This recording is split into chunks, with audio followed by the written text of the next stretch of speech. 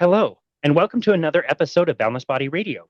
I'm your host, Casey Ruff, and today we have another amazing guest to introduce to you now. Ginny Maccoll is an actress, dancer, and competitive athlete in both ninja athletics and swimming. She began her career in New York City as a dancer in the hit Broadway show Pippin in 1974. She then transitioned into the television commercial world and did over 100 national and regional commercials throughout the 70s and 80s. Wow. After a 20-year hiatus to raise her family and work in radio, Ginny rekindled her acting career in retirement in Southport, North Carolina. She also began strength training inspired by her daughter, Jessie Graff, who has progressed farther than any female athlete on American Ninja Warrior. At 63 years old, Ginny did her very first pull-up and later competed in American Ninja Warrior herself, appearing in seasons 9, 10, 15, and 17, making history at age 71 as the oldest person to complete an obstacle. That is incredible. She was named the oldest competitive female ninja athlete in the 2024 Guinness Book of World Records. Ginny continues to compete regionally in ninja competitions and local, state, and national swim meets. She has also appeared as Evelyn, one of Diane Keaton's 8 cheerleaders in the movie Palms, and Dorothy in USS Christmas on Hallmark's Movie and Mysteries channel. That is probably the best introduction I've ever had to read. Ginny Maccoll, what an absolute honor it is to welcome you to Boundless Body Radio. Thank you for having me, and thank you to your audience for listening. Absolutely. And they can hopefully forgive me for stumbling through everything that you've done, just laughing at myself at all the cool things that you've done in your life. Very unique. And I'm so excited to chat with you today. Yeah, Before we do, I do have a quick story for you. So you are still in Southport, North Carolina? I am indeed. Okay, so I have taken a trip specifically to Southport. This was several years ago. Absolutely beautiful. One of the best beaches I've ever been on. On what was is it Oak Island is Oak nearby? Island, right? Yeah, absolutely stunning. You can definitely tell where they get the they talk about the blue sky. I don't think I've ever seen a blue It's sky that blue in North Carolina. But we're you know visiting. they Go call ahead. it the Carolina Blue. Oh, yeah, exactly. And I understand why they call it that for sure. We were visiting some friends. She was a former client of mine. In fact, she lived in a city that you said you traveled to near me a few years, or I'm sorry, a few months ago. She lived in Sandy, Utah. Her and her husband moved to North Carolina. And so we were able to visit them. And prior to us visiting them, they told us that a movie was filmed in the town of Southport. And they told us, you have to watch this movie. And I just looked it up. And do you know the name of the movie that was filmed there? That were kind of Oh, like in there've the been last decade? plenty. There've been plenty, but Safe Haven is one that Safe people Haven. was that it? Yeah. Safe Haven. Yeah, But the year I turned pretty has been filmed there quite did a see that too. bit. Okay, And I think there's one called Waterfront that was filmed as well got it. recently. Okay, But Nicholas Sparks used to come to this area quite a bit to do different movies. got it. Okay. So anyway, we're planning on this trip, and this couple is telling us you have to watch Safe Haven. You have to watch Safe Haven. Watch the movie before you come. We turned it on, my wife and I. We watched for like 15, 20 minutes, and I just wasn't that into it. And I just said, you know what? How big of a deal is it? Nobody's going to ask us about it. It's not going to be that big of a deal. We saw some, we got to know the characters. It's going to be fine. And oh my goodness, how wrong I was. It was a huge deal. They grilled us about the movie. There's so many things in town that reference the movie, and they're like, "Oh, you remember this scene? They filmed this." We're Oh, just you're like, in trouble. yeah, yeah, we remember. Oh, that was the. It was so bad. It was so embarrassing. We really should have taken it seriously to watch the movie because it was kind of a big deal there. Yeah, it is. It is. Southport is right at the confluence of the Cape Fear River, the Intercoastal, and the Atlantic Ocean. So it's really a beautiful little spot there. It can be Yeah, tough in the hurricane season, but it's sure. it's Yeah, it's a neat little town filled with, boutiques and neat, unique shops and great boutiques were amazing. The restaurants eating. were amazing. Yeah. Walking was great. Yeah, we had a great time there. So anyway, that's my Southport story. We're here to talk about you and your amazing story. Getting into American Ninja Warrior is insane at the age that you were even starting to consider some of this stuff. So before we get to that, can you tell us a little bit about your interest in fitness altogether? Like, have you always been into, things like resistance training? We talked about your dancing and filming and all this stuff. Like for you and physical health, like how interested have you been in the early part of your life, with your own physical health? Well, I was a dancer, like you said, and when I was in third grade, actually, my parents put me into a dance class, and it was modern dance, which is interpretive dance. And it was because I was extremely shy and just didn't talk. And dance is a form of conversing and telling stories. And so it stuck with me, and I continued it until I decided at age 20 to go to New York to become a professional dancer. And that was a rude awakening because I grew up in Tennessee, Knoxville, Tennessee. So at 20 to go to New York City was quite an adjustment. So, and I went on scholarship with some dance companies. I danced with a dance company as well. And then I kind of branched out into trying to do more acting. And that's when I started to audition for Broadway shows. And one of them was Pippin. And that was a great experience. It was a Bob Fosse choreographed it, and he's famous for the jazz hands. And I worked with the show on the road for a little while, and then I came back to Broadway and did it and got to understudy a role, which was, one of those moments in your life that you go, I am playing a lead in a Broadway show. And that was just so exciting. I didn't think you could get in a better position than that. And so I worked with that for a while and then kind of transitioned, as you said, to TV commercials. And those were great. It was a great way I got married and had family, and you work one day and you get residuals for, sometimes five years later. And we didn't have DVRs at that time. We're talking about the 70s, 80s, a little bit into the 90s. And so people actually watched these commercials, and they did 60-second commercials, and they were neat. And I've told some stories about the special effects that we had at that time too. We're not as they weren't like this. So there was one, you might enjoy this story, or your audience might. I worked on a commercial called Sizzline, and Sizzline was a kind of no-fat bacon, if you can imagine. And Okay. so I said, move over bacon. There's something leaner. And from the frying pan, they would take the bacon, and it was attached to fishing wire, and the man was up on a scaffolding, and he would lift up the bacon and move it at the same time I was saying that. And so one of the things I like telling about that was not only the special effects, which were Incredible. very manual, but if you, as an actor or actress, don't get your line right when the product, which is the main character, when the product finally gets it perfectly done, that's not good. So you need to really be prepared at every moment because, again, the emphasis is on the actual product. So that was a great way to raise a family and to, work once in a while, audition a lot. And I did, everything from Jordache jeans to Wonder Bread and GM cars and let's see, all detergent and oh my gosh, just plenty of Signal mouthwash. So Wow, that's so cool. yeah, it was a really fun time, and a lot of them are on YouTube, so people can see them, Oh, which are, good. are fun Perfect. as well. Um, from there, actually, it was the greatest golden time of my life, but sometimes good things come to an end, and my marriage dissolved, and I had to move out to I had to leave the city. I had to give up acting, which I promised myself someday, even if I had to be a granny, I would come back and do acting. And that was the saddest part that I had to give up.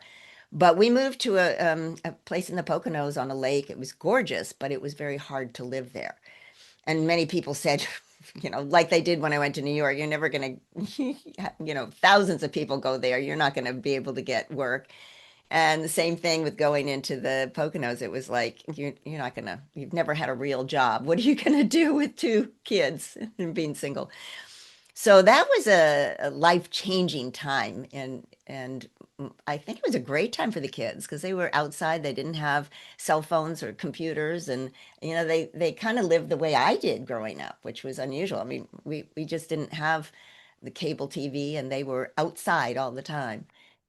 But we did have blizzards, and that's when I think the kids both learned from me was um, you, self-sufficient. You have to be self-sufficient because nobody else is going to come to your rescue. And that was, I think, a big thing for the kids to learn. And also just not giving up. Just, you gotta you're stuck in the house for a week and nobody can get back to you because we were very far back in the woods. So it was really the best of times too. But time went on, and fast forward, I met a man, we got married, and uh, moved to Maryland first. The kids had their high school and went through that. They went off to college, and my husband and I retired to North Carolina. So now we're getting into the territory of Ninja Warrior. This is the time I could go to my daughter. Her name is Jessie Graff, and she was on American Ninja Warrior and had been for many seasons. And I was able to go out and watch her and cheer for her. So I was her cheerleader. Um, and I saw her up there, and she just had such grace and fitness and health and confidence. And she had muscles. Now, she grew up doing gymnastics and pole vaulting in college. So she had the upper body strength that my generation of women were never encouraged to do. We had the women's push-ups. Half a court in basketball. We're too fragile to do many of the things that they say today. Um, and I always tell people they have to get rid of those stereotypes because so Good. much of it is not healthy for you. You need to Great. to get strong. But I saw her and I went, Jessie, I want to get stronger. And that was it. I didn't want to lose weight, gain weight. I didn't want to do anything but get stronger. And so she said several different things, but what stuck with me was do pull-ups. So I tried, I got the bar, put it in the door frame, and kept, working at it. And I sent her a video. I had little handles coming down from the bar, and I was, getting a little bit up and down. And she said, Mom, I'm so proud of you for trying to do this. And, it's great, but that's not a pull up. And I went, huh? And she said, you have to get your chin all the way over the bar and go all the way down straight. So I went to a personal trainer because I'd never lifted weights. And you had asked me about this. I had never been in a gym or done sports until I was 63. And that's when I started working on strength training. Nothing. No No experience. Had gym, not. No gym. just dance, Wow. dance and swimming in the lake and that kind of thing. Recreational, um, you know, running around with the kids. So we always tried to make things fun, or biking, the simple things.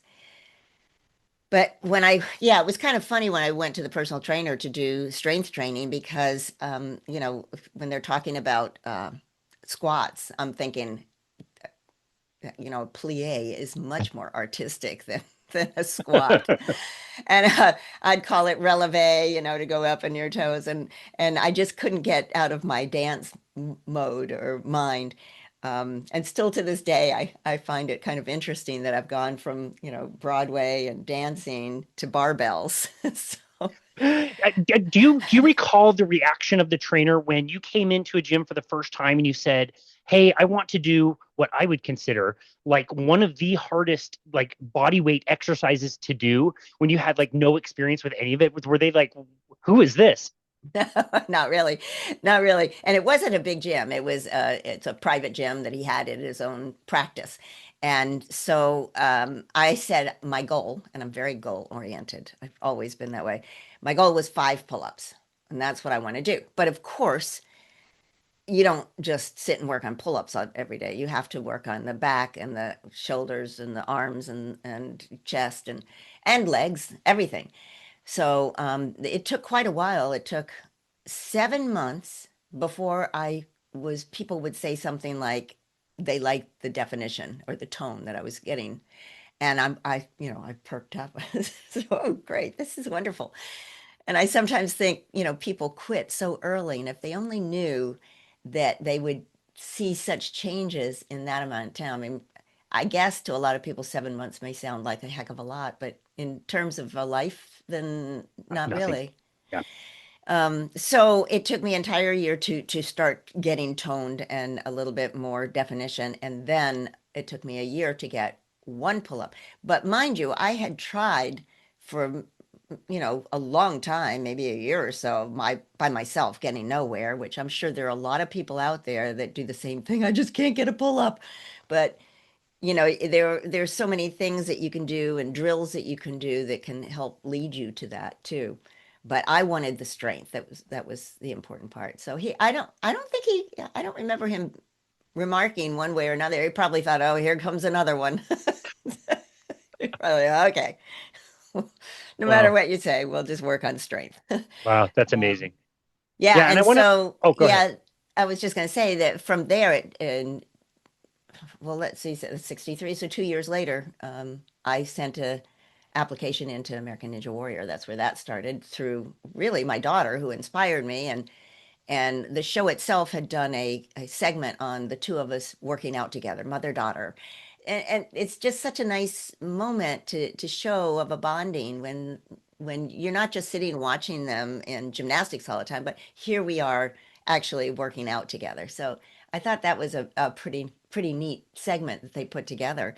And that was when they started saying you should, at your age, you should you should put into American Ninja Warrior. And I'm like, well, yeah, I don't think I know of anybody really, maybe some men, but I don't know of many women that are, in their 60s that are doing this.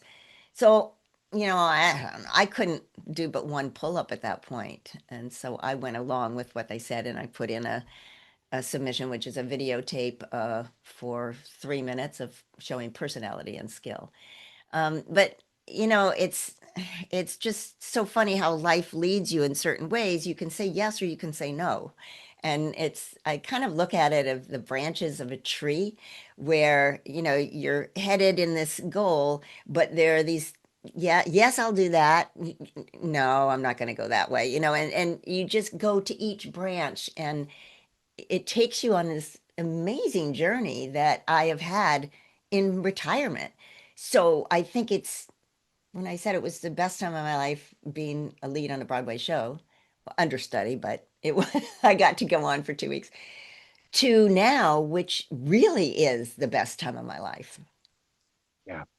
Wow, it's a beautiful analogy, and I'll always remember something my grandmother told me when I asked her, like, I think she just turned 80, and I asked her, like, what was your favorite age? What was your favorite time? And her answer was just like, all of it, just as it was happening, as it was unfolding, was always the best time. And like, it's such an amazing, very present and mindful answer. And I do want to point out that somebody might listen to what you said about, 7 months working on strength. It took you a year to do a single pull up. Like all of these things, they do take time and they do take consistency and patience and all the stuff we're going to talk about today. But also, it's not like you're not seeing improvements along the way. Like you maybe didn't get compliments until 7 months, but maybe you're feeling better. Maybe you're getting out of bed Yeah, with, a little bit more energy. Maybe your mental clarity is improving. There's so many other improvements that you get along the way that help keep you kind of going down that path.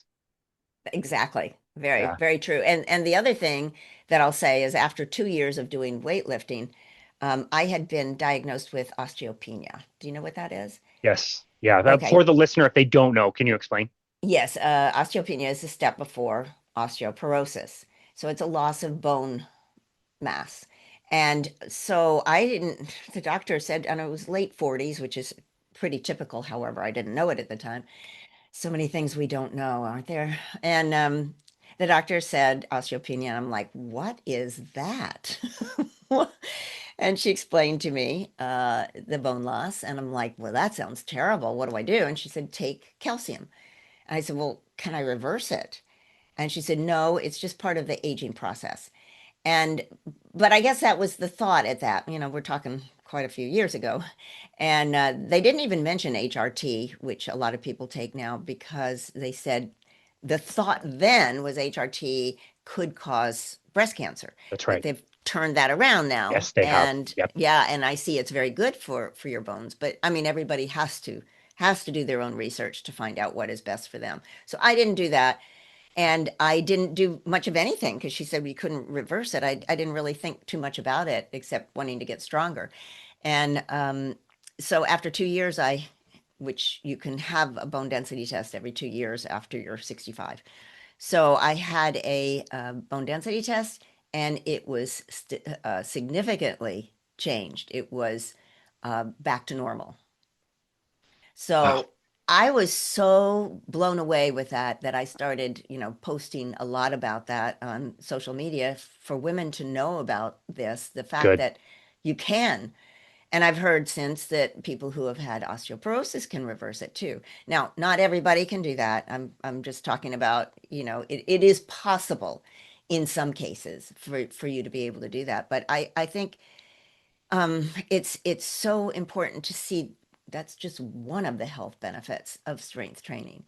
And I just hope that people that are younger in their 20s, if they knew that they could do this early, then maybe, just maybe, we could not have osteopenia or Yeah. osteoporosis. Maybe we could, wipe it out. I mean, it's a pipe dream, but I want people that are younger, because they're younger and they don't think they'll ever get old. That's way long away. But you lose 1 to 2% of your bone mass per year, and that's like after 30. It can be earlier than that, but after menopause, it's up to 20% happens at that That's right. point. Yep. And I think it's got to be it's being more publicized, and people are talking about it more now. So hopefully, women and men. My husband was just diagnosed with osteopenia, Yeah. so it's probably more prevalent for women, but it still is very important to get that strength training in. Totally.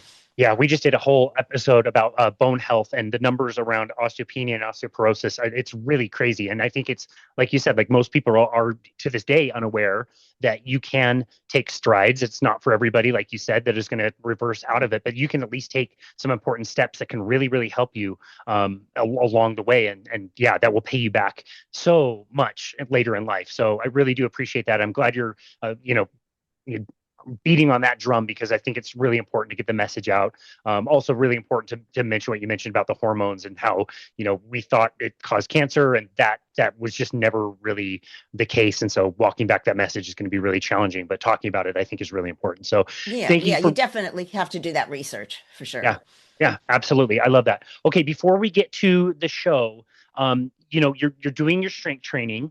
You're learning, what that does for the body, how beneficial it is to do resistance training. You also at this time must have been learning a little bit more about nutrition and things that you need to be eating to be able to support some of this stuff. Now, you mentioned earlier in the conversation the commercial that you were doing, the sizzle lean, and you survived the really first saturated fat is bad, and then all fat is bad, and then it was a SnackWell's generation and all that stuff. And we were told that the food pyramid and all the servings of Yeah, carbohydrates, and yeah. maybe protein was bad or meat was bad, whatever. Like, how did you evolve your thinking around using nutrition to kind of support what you were doing in the gym?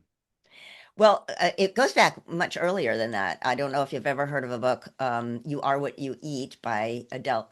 What was her name? Adele Davis? Was that right?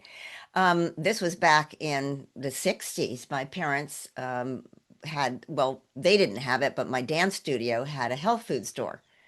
And this is late 60s. And so my parents got really into it, making their own bread, having the lecithin. I mean, all these things that we would do for health. We never had fried foods. I mean, my mom always said that was bad. But I think we had pretty bland diets growing up. It wasn't, I didn't have all the spices that people do. And I didn't have any fish either, except on Friday with fish sticks at school. But it goes back for a long time, and I always wanted to have good health and thought about it. But we all have our things that are not so good. When I started doing more working out, the first thing I needed to do was get more protein. And of course, that's what they're saying today, and that we all need more protein, or that kids need it in school. And I agree with that. I think we definitely need the protein. And I try to get, for myself, the amount of working out that I do, I try to get a gram of protein per pound of weight that I have. That's what I Love go it. for. Um, and that, I think, is one of the major things that I did when it came to consciousness. But getting that 115 or 18 it fluctuates, amount of grams, is difficult because maybe in a meal you'll get 30, 35 grams, if it's chicken and vegetables, something like that. Um, and it's not enough. I mean, 3 meals is enough. So I did what everybody was doing. What was popular at the time was getting those bars. And then I started looking at the ingredients and seeing all the sugar in it and stuff that I went, what am I doing? I'm just adding something bad when I'm trying to add more protein. So I had to give that all up. It's the same thing with energy drinks today, now that they say things that are in the energy drinks. So it's like, oh, doggone it, I find something I like and then can't have it. So it becomes a challenge to try to get that much, grams of protein. But I tend to have gotten myself into a Mediterranean diet. So I am on the coast, so I have a lot of fish, maybe 3, 4 times a week. Instead of butter, I have avocado. I spread avocado on my toast because I want those healthy fats. I do try to stay away from saturated fats, um, even though that's not, they're saying to have more fat. It really, again, depends on your family history, what you're dealing with. You have to always keep that in mind. I'll just do a little offshoot of that is that my mother had heart disease, and she had 11 stents put in her body where they open up the um, kind of the artery or the Wow. vein, and they put in a stent that keep it open because you're developing plaque. And my brother has had 5 stents. So I really knew that that was a family history. So I went to get an ultrasound, and they found the plaque there, and I was like horrified looking at it because you can watch. And I'm like, oh my gosh, what is that? And they said the doctor said it was 40 to 70% occluded, no, 50 to 70% occluded. Wow. And that scared me because I heard 70. And so Scary. they sent me to a vascular surgeon, and he said, oh, they overread it. We don't do anything until it's 80%. It is a difficult surgery to have, so they do wait, but still, it didn't make me feel any better. I'm like, okay, here we go again. How do you reverse this? And of course, they say there's no way to reverse it. And again, I was like, wait a minute, there must be. And I talked to people and talked to people, and then somebody suggested this book, and it was leading me to the Mediterranean diet. And so that's why I try to stay away from fats and dairy as a whole. But um, I've relaxed that. It was very tough at first because I did away with all red meat. I did away with saturated fats, which is very difficult to do. Everything nothing was in the house that I could eat at that point. I'm like so frustrated, but I was determined. And so I went back after 2 years, and it was 40%. And I said, why was that? And they were saying it could be that it was overread to begin with, that it was not a good reading. It could have been the actual, is it ultrasound itself, or where they place the wand to look at it. There's so many variables. And it could be diet. It could be all of those things. So I'll never know what actually got it to where it was, but it also went, you have to be your own advocate.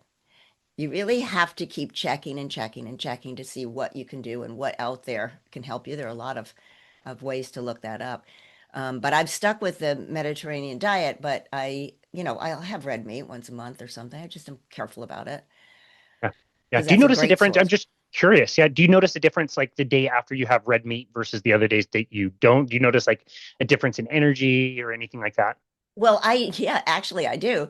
I will have red meat sometimes before I have a competition because I want to have all that stored up in me for the next day.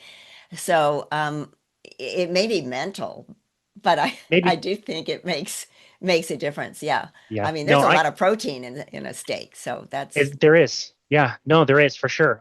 So I'm just curious about it because I've been carnivore coming up on almost 7 years. And if anybody told me they were eating a Mediterranean style diet, I would be thrilled. That's amazing. That's a great place to be. You're, talking about sugar, you're choosing your fats, different people use fats a little bit differently. And so that is a big thing. And some people really don't do well on saturated fat. So it's cool Or that you notice dairy. that. A lot of Or people dairy. have, True. yeah, have a Absolutely. problem with it. Yeah, Yeah.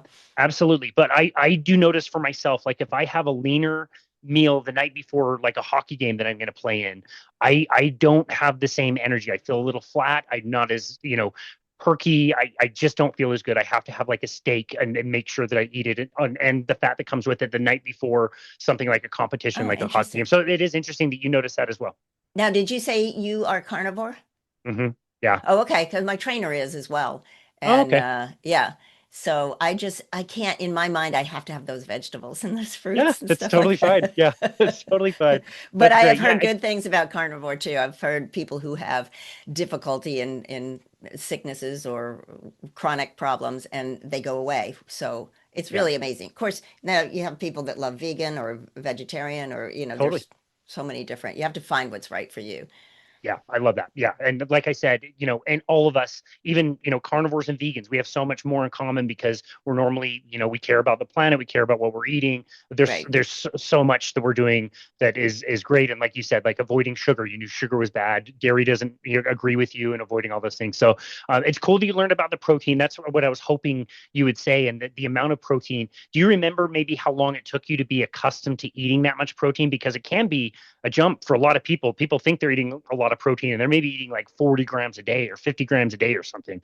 Like, did it take you a while to kind of get It up to did. the target? It Yeah. did. Yeah, I did one of those things where you have it on your health on your watch on your phone or something, and I put in everything that I ate, and until I basically knew, I have kind of the same diet, and so I didn't have to put it in anymore. But it took a while to get there. And the other thing would be hydration. I can't get 8 glasses of water a day, so I mean, I'm wondering they say 8 glasses a day, but I mean, what if somebody's 6 feet tall and 250 pounds and I'm 115 and, doesn't it change somehow there? I don't know. If you're asking me, I think absolutely it does. I think 8 glasses a day is completely contrived. And yes, it's great for a lot of people to drink more water, at least substitute your water for Right, something different. But right, I think you right. can get into a spot where people are overhydrating. They think they need to drink more than they actually are. And if they just kind of paid attention to their thirst, they would be just fine. So just my own musings, but I tend to agree with you. I don't think that's necessary for everybody. When it comes down to it, it's sort of like what my mom used to say, and that's, just moderate, just, you know, Yeah. Yeah. everything in moderation. Yep. That was I love her that. words. Yeah. I love that. Yeah, no, that's great. Okay, awesome. So I think I was maybe like a Super Bowl or something where they had the first commercial for American Ninja Warrior. And I remember like my jaw dropping to the ground. I'd never seen anything like that. These people like flying through the air, all these different obstacles. Absolutely crazy. If somebody is listening or watching and has never heard of American Ninja Warrior, tell us about the show. Like what is it? What is the competition? What does it involve? Well, I'm like you. I just discovered it one time and I was just in awe. They were hanging by their fingertips on the cliffhangers and just seemingly impossible things they were making possible. And so American Ninja Warrior actually is from Sasuke, which was in Japan, where that concept of doing obstacles first started. And so it's, I mean, many different stages, but you start with doing obstacles no, they start with 6 obstacles, and they can be balance obstacles, which are really tough. I mean, you either got it or you don't. It's boom. A lot of people miss on that, but they have a lot of upper body, like I mentioned, the cliffhangers where you move across, a very thin strip of wood with just your fingers. But there's a lot of swinging when it comes to, like monkey bar like activities or flying through the air, throwing yourself in a big lache. Um, they're really tough. And it's just amazing to watch. And then it used to always start. It's changing. It's evolving now, but it used to always start with these steps that were on an incline, and it's over water. and you jump from one to another. There are 5 steps, and then you jump to a rope and hit the platform. But it's a lot more complicated than that because they're far away, and it's on a, like I said, an incline. It could be 45 to 55 degrees incline. So that's usually the first one. The last one is usually the warped wall, which is like a 14 and a half foot wall where you go up, run up it. And that's also the hard part is you tend to go like this, but starting your way up, but then you just flat into the wall if you don't, reach up. So there, and then it goes from there. That's like for the qualifier, and then they add some, so it becomes 10 obstacles. Again, starting with the steps, ending with the warp. Well, no, sometimes they end with different things now, but it's all obstacles from one obstacle to another, and you have to be very strong to do it. And that's why I loved watching my daughter because it was kind of it was hard. There weren't that many females doing it in the beginning, very few. And I like to think of Jessie as being one of the beginning ones who went farther than any other female because she completed stage. She was the first woman to complete stage one, which was a big deal. Wow. They haven't gone on to 2, 3, and 4, except in like a USA versus the world kind of a competition. But anyway, it was just amazing to see a woman that was strong like that and completing these. And she was like, people all over, little girls all over, were looking and seeing that it's cool to be strong. And that's a good statement to get. Maybe I should make a t-shirt that says it's cool to be strong I because love it. it really, they loved it. I remember one little girl went to her father and said, "You mean I can do that?" Because, in our heads, we don't think that we could possibly do that. But like Jessie says, she's not the strongest person out there, but she figures her way through it. There are many different ways to skin a cat, as they say. I don't like that saying because I have 2 cats, but but there are many different ways to do it, and she has figured out some very original ways to get through an obstacle. And I love that about that. But I don't know if that explained it well enough, but it's like a lot of people do OCR and they have obstacles in it, but they also have running, obstacle, recreational, OC, no. What does that say? OCR, obstacle, course. Okay, obstacle course running. No, Okay. that's not right, but something like that. Something like that. Okay. Yeah, the Spartans and all those different Yeah. things where they do a lot of running and they do a lot of like they go through obstacles as well. But American Ninja Warrior is from one obstacle to another. Got it. Okay. No, that was explained perfectly. And then I've also heard, like, we've hosted a few people who've been on the show, The Biggest Loser. And what it looks like on TV is it's like this amazing production, and there's trainers, and you probably have doctors on hand, and you're getting all this amazing support. And what you actually learn is that's just when the cameras are on. When the cameras are off, they leave, and these people are kind of like left on their own. It's actually kind of shocking to hear some people's Oh, experiences where interesting. there was like not that much kind of help and support, and you're kind of on your own for whatever food you want to go out and get. Like it's very different. I thought it was very different than what they portrayed on TV. As far as the Wow. production of the show, was it pretty like is what most people see on TV? Is it pretty similar to your experience? It is. It is. Yeah. Well, the Okay. thing that you need to know though is that it usually films at night because of lighting.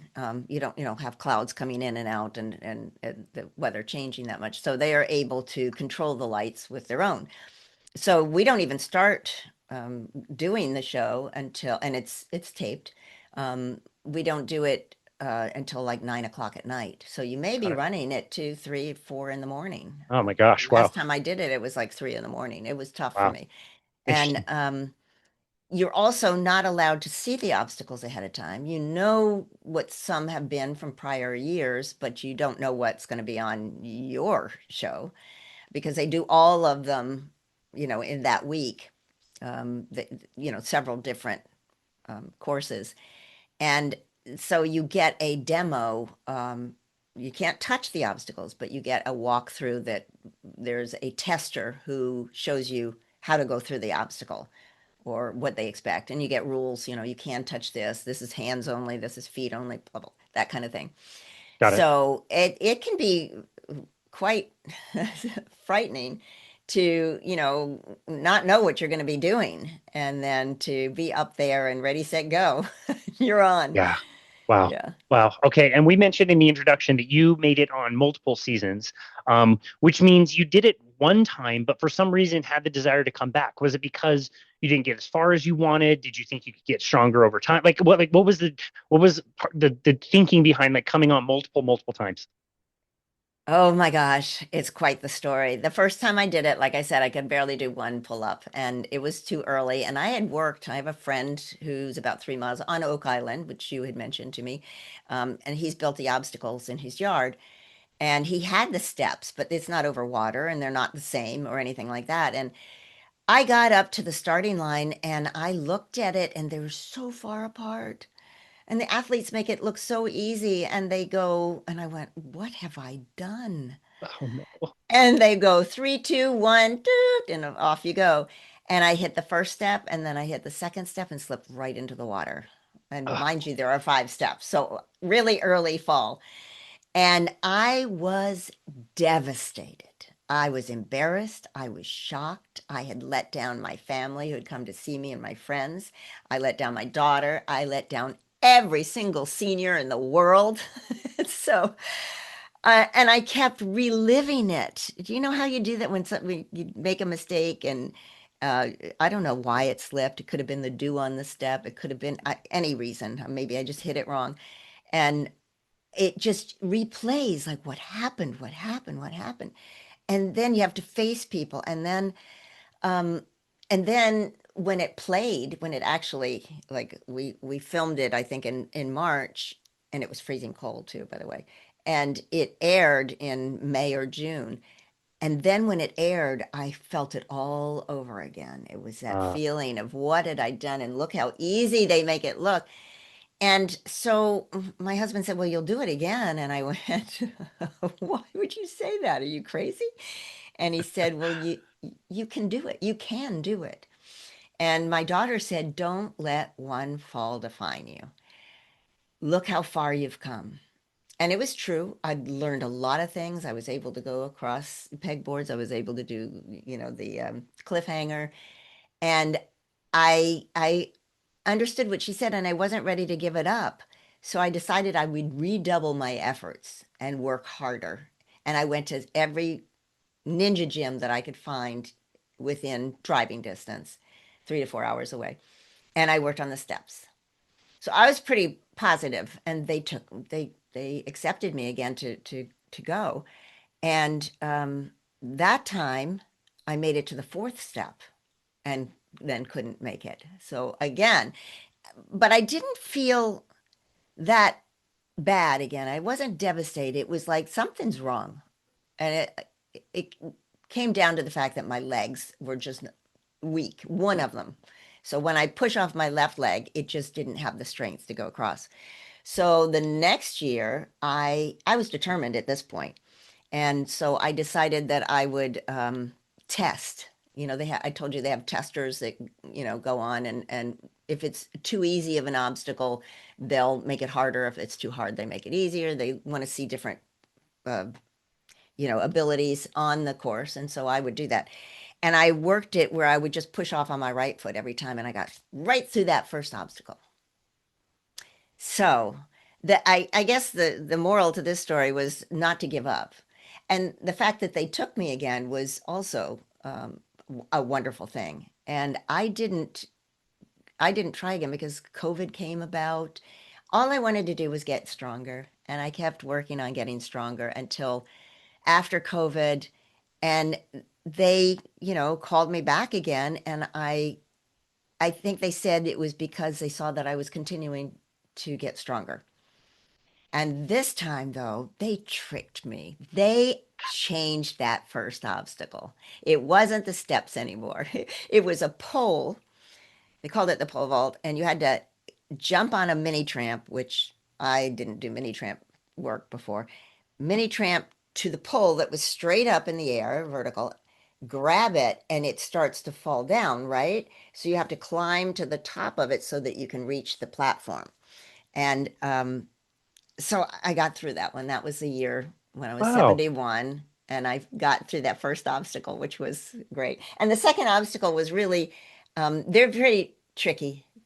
They're sometimes the dismount is like kind of unexpected, or it's, they make bumps in the road. So you kind of bumps in a rail. Um, so I actually was able to show my strength because I kept trying at it. It was two nunchucks, and they were connected, and it was called grease lightning, and it was fast. And you had to go down this rail, and it had two huge bumps in it. So since you're holding nunchucks, people fell on that pretty easily. But I was able to hold through that, but I didn't dismount right away. So I kept pushing myself back and trying again and pushing myself. And I was up there holding the nunchucks for about, well, certainly a minute, could have been longer. Oh my gosh. Yeah, and of course, I was never going to get any more momentum than you'd get on the first time. I couldn't figure out how to get it, but they were just amazed that I was able to hold on to it that long. And I'm like, Jesse's going, don't give up, don't give up. And I'm like, Jess, why did you say that when I had no momentum left? And she said, well, I just wanted you to keep going. But at the last minute, I went, no, I don't have anything in me. And I did one more pull up and then dropped down into the water. But it was a neat one. That was season 15. That Yeah, was a fun time. So that gave me, um, it gave me that, okay, I can do this. I can get through this first obstacle. that's And amazing. it was amazing that they allowed me to come back too. So, try again. I love it. Do you think you'll go back again? Like, do you think they'll allow you to come back again? Do you have the Possibly. desire? Yes, I do. I kind of feel though, when I'm used to doing rehearsal for dances and you rehearse, rehearse, rehearse until you get it down perfectly. Um, it's really against my nature to go for it the first time. I tend to want to touch it the first time and then the second time understand what I'm doing. I take baby steps. So I'm not sure it's the outlet for me. I would like to get past that second obstacle. That would be a great thing to be able to do. But I'm not I'm not sure what I'll do because we'll just see. I mean, I did go on season 17 and got through the first obstacle again, and the second obstacle was also a little tricky.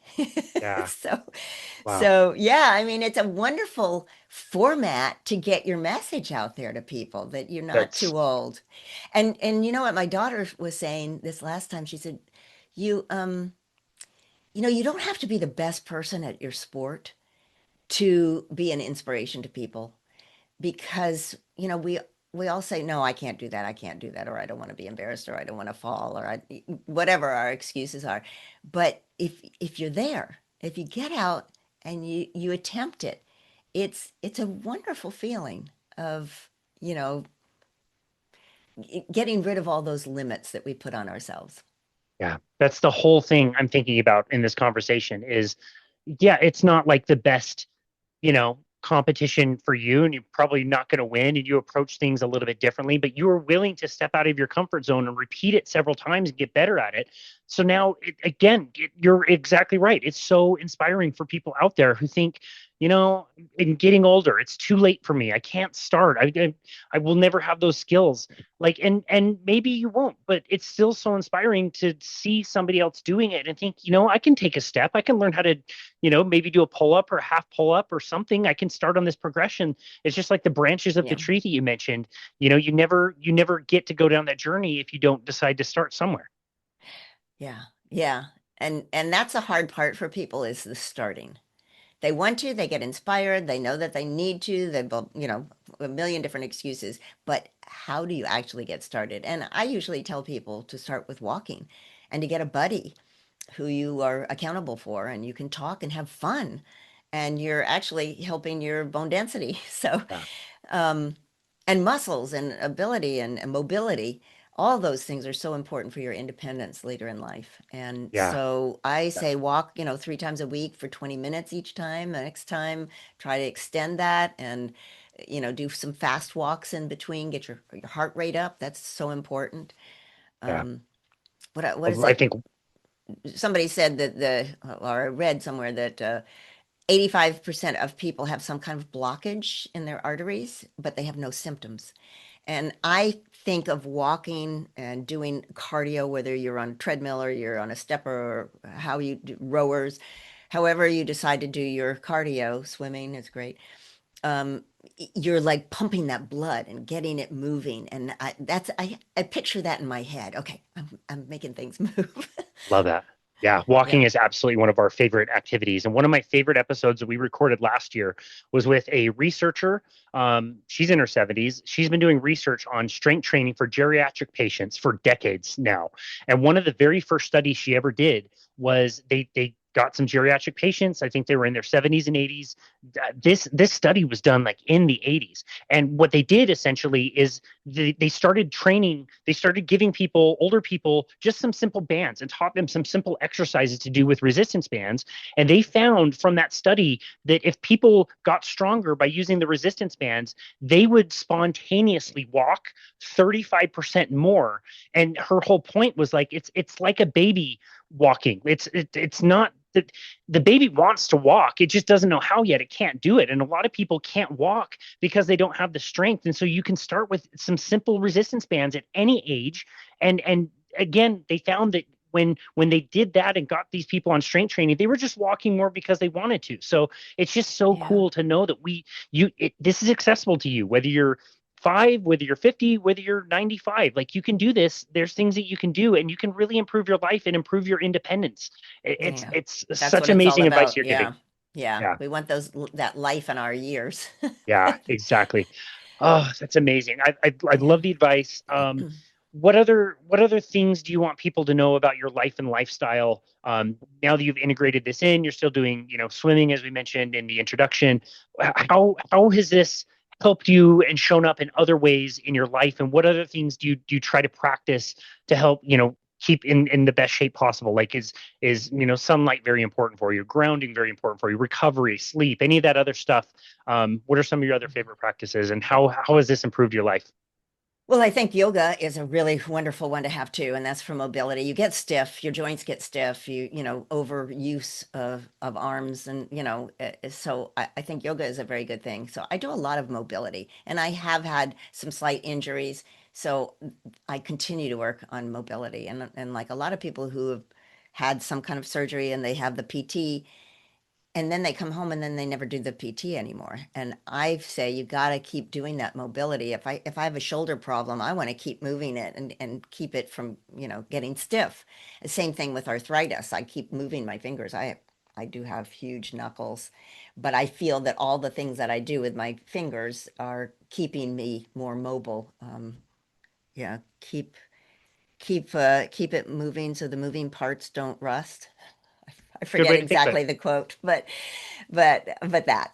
Um, I also just did 2 weeks ago, last a week ago Sunday, something that I would never have expected to come to me, and that was to do a pull-up challenge at the Atlanta Falcons game, football game. Wow. And I thought, when they asked me, I went, well, that sounds like fun. I think I'd like to do that. And so this stadium is amazing. It holds 80,000 people, and this That's apparently right. was at a big rival game between the Falcons and the Saints. And we had like 2 minutes total to do this, and it was only myself and another guy, which I didn't find out until, really late, a couple of Oh, days wow. before I went down there. So there we are, and I'm looking at this stadium filled with people, and there's a huge um, screen that goes all around so everybody can see. And I was like, again, this is a part of my life. What did I do? And so he went first, which was a good one for me. And he did 10 pull-ups. And I did, when I got past 10 and I got to 11, the crowd just went nuts. Oh my And gosh. I got to 15. The last two or three were just my chin to the bar. It wasn't like over it, which is what I usually do certainly at, the first 10 were that way, or 11.